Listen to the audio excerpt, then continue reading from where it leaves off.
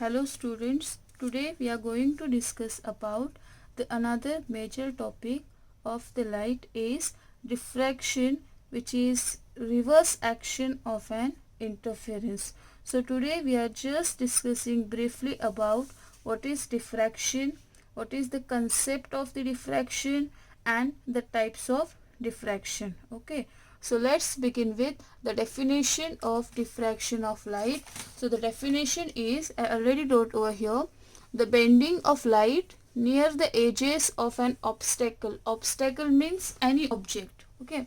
So the bending of light near the edges of an obstacle or slit and spreading into the region of geometrical shadow is known as diffraction of light. The simple meaning of diffraction of light is nothing but a bending of light near the edges of an obstacle is called diffraction. See the term diffraction, if you split this term you will get differ action. That means whatever action is coming from that light source, that is exactly differ or exactly opposite to the coming sources, that is called the term diffraction. So in that we have to discuss about what is the concept of diffraction. Here we are consider two cases, case A and B. So case A we are consider S is represent source of light, where S is represent source of light, that this is represent screen.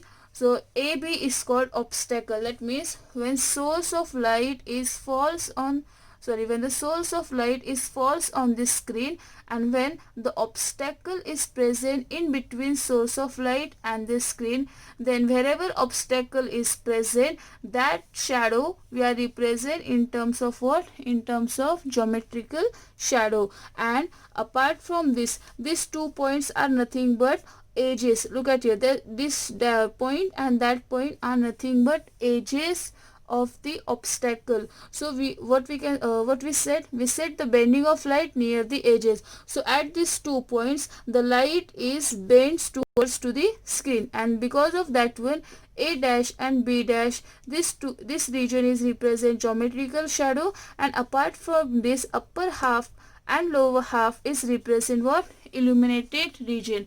The term illuminated is represent light spreads in all direction, while as the term geometrical shadow is represent light does not pass through this shadow. That means we are consider a dark image. In the second case, we are consider a narrow slit is present in between, not in between the sources. We are consider the narrow slit AB is represent the corner of this source of light. That means when source of light is falls on the screen, so whenever we consider these two narrow slits, so light does not passing through these narrow slits. Because of that one, the central part of this source we are represent in terms of illuminated region. That means we are consider light spread in this region only, but in upper half and lower half we are represent in terms of geometrical shadow. Why?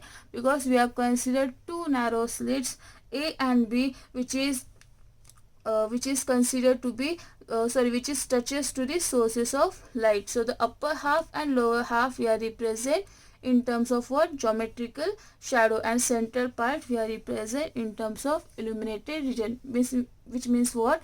The term light is bending near the edges of an obstacle or of an slit, then we have considered the term diffraction of light. Look at here I wrote explanation about A and B. Same I wrote in figure A, light travels in a straight line and produces shadow. If an obstacle is placed in its path, light spreads only in illuminated region in all direction. But in case of figure B, if light from the sources S is allowed to pass through a narrow slit A and B, only the part A dash B dash is allowed to get illuminated, but no light enter the geometrical shadow. But apart from this, the third point is represent if the size of the obstacle, that means this size of the obstacle or the size of this slit is small, is very small, or we can consider the slit is very thin or narrow as comparable to the lambda. Lambda means what? Wavelength of light.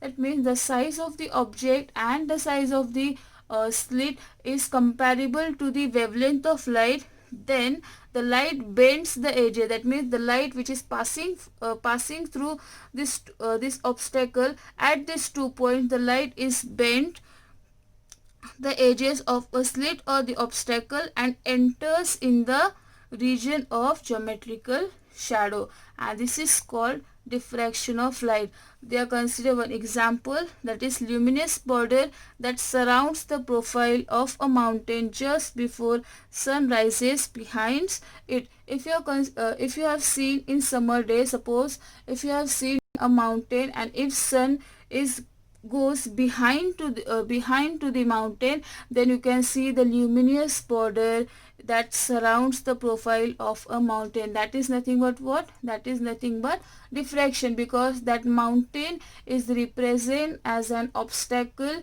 Because of that one, when light is when light is goes back to this obstacle, it produces a luminous border profile of a mountain. So this is one of the example to understand the concept diffraction of light. I practically show you what is the concept of diffraction with respect to these 3 points, figure A, figure B and 3 points. Okay, so we'll see the practical purpose of the concept of diffraction. I'm switching off the light and I'm just showing you by using a mobile view, that is what is the first concept of diffraction, second concept of diffraction. Wait for a minute. Okay, suppose if I switching off the lights, look at here, suppose I consider this eraser is one of the obstacle between this mobile source of light. Suppose if I consider here is source of light, an obstacle is present in between source of light. Look at here, this black is represent what? Geometrical shadow, and when the light is touches to these edges of the obstacle, so that term we are represent in terms of what? In terms of illuminated region, and that central part we are represent in terms of geometrical shadow. This is your figure A. Suppose if we consider figure B, that means in case of two narrow slits, suppose if you consider this is one of the and this is another one, okay, and where light is passing through it.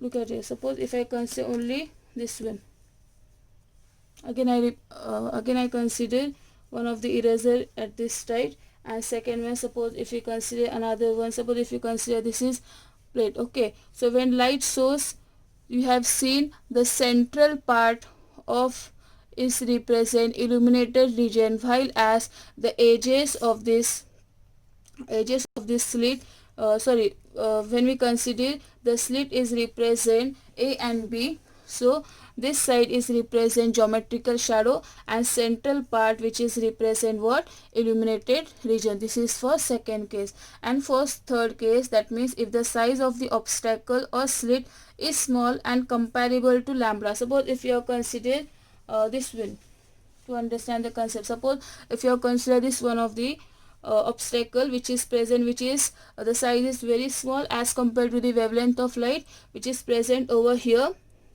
So if you have seen, look at here, first I say that this central part is geometrical shadow, while as corner of this we are represent in terms of illuminated region. But if the size is thin, then the light, this light is enter in terms of what? In terms of geometrical shadow, and these are nothing but diffraction of light, the concept of diffraction of light. Hope you understand the practical concept of diffraction of light.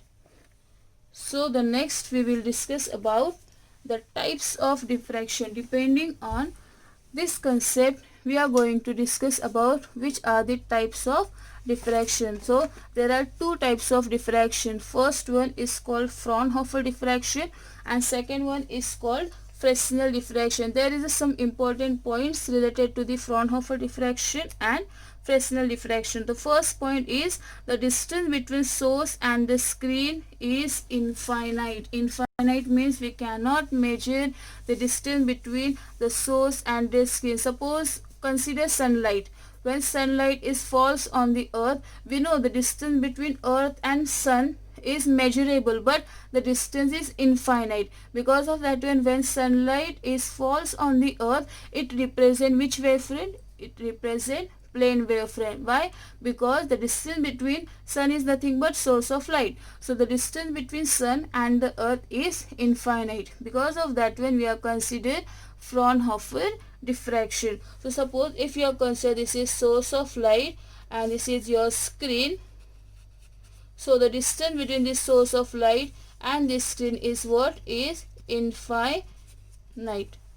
In case of Fraunhofer diffraction, where in case of Fresnel diffraction, the distance between source and screen is finite. That means we can easily measurable. Suppose this is S is source and this is your screen. So the distance between source and the screen we are represent in terms of what?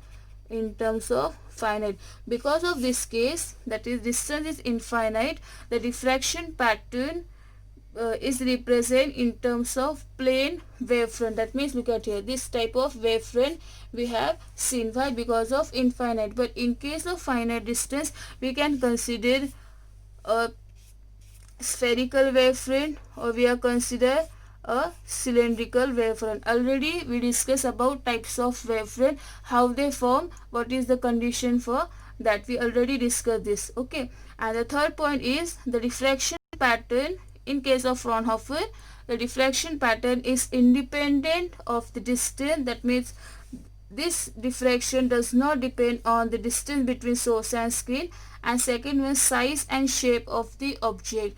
It is not depend on what is the size and shape of the object. If the size is small, large, or if you consider comparable to the wavelength of light, that doesn't affect on the Fraunhofer diffraction. But in case of Fresnel diffraction, the diffraction pattern depends on size, shape of the object, and the distance between source and the screen. Because of that one, in Fraunhofer diffraction, the diffraction pattern obtained by using convex lens. Here, to explain the Fraunhofer single slit experiment, we have to use convex lens to understand about what is the single slit experiment of Fraunhofer's diffraction. But in case of Fresnel diffraction, we are not consider any lens in between source of light and the screen. Why? Because the distance is measurable, the distance is finite, and because of that one, if we are using convex lens, we can find out their focal point as well as we can find out their source distance between source of light to the screen. That is nothing but capital D. So these are, so today we will today we had discussed about, we briefly discussed about the term diffraction, their practical purpose, what is the term diffraction, their concept and their types. In the next video we will discuss about the Fraunhofer diffraction due to single slit and the comparison between Young's slit experiment in case of interference and Fraunhofer slit experiment in case of diffraction. We will discuss in the next video. If you have any doubts, you can leave a comment in comment box. Okay, we will see in the next lecture. Thank you.